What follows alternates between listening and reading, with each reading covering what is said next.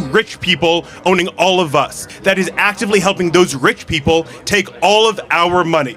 This guy thinks rich people are making them poor. Rich people stealing our tax dollars. Hold on, it's easy to say like the rich people, Yeah. right? The 75% of the money is going to How private do you education. define rich, by the way? How much money a If you year can is rich? afford a private education, which is anywhere from $15,000 to $40,000 a year, you are rich. And 75% of the money going to the private and 75% of the money go. Half of all Americans are living paycheck to paycheck. If you can afford $40,000, you're richer than most people. Now, 75%.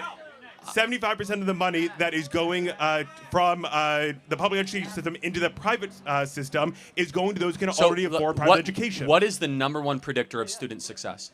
How many years a teacher has been an educator? Yeah, actually, the quality of this teacher. Yeah. So, can we agree at least, because we'll not agree on everything, that we should be able to fire teachers at will?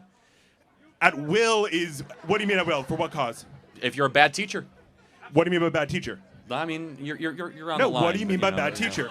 Yeah, someone who doesn't listen to their students, is not good at what they do, graded by other teachers. For cause, not at will. Yes, we should fire teachers for cause. Do we have too many teachers or not enough teachers? If I'm not mistaken, Florida is in the top 5, if not the number 1, on educational outcomes for students, right? On them passing, not actual outcomes. On them passing. So that's number 1 in the country, I think, though, right? And it was like number 30 or 40 back before school choice was. So I'm just curious at your complaint here. But it's fine. Let's just kind of go back to the thing. We'll go to the next question. Sure.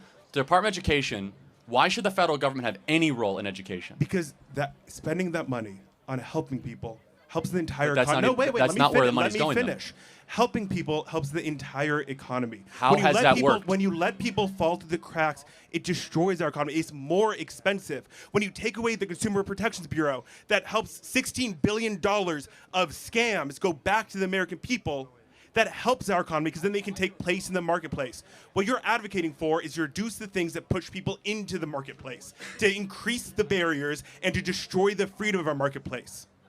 Again, you have not answered the question. Let's just reiterate it. Department of Education That answer, because it helps people. got started in and helps the economy as a whole. 1979. That wasn't the question. The same sort of nice-sounding stuff we started to do over the last 35, 40 years. And we have the lowest standards ever had. We have childhood poverty all over the place. We have broken public schools because spending money from D.C. does not solve the problem. Empowering parents does. So parental agency is the solution, not bureaucratic empowerment.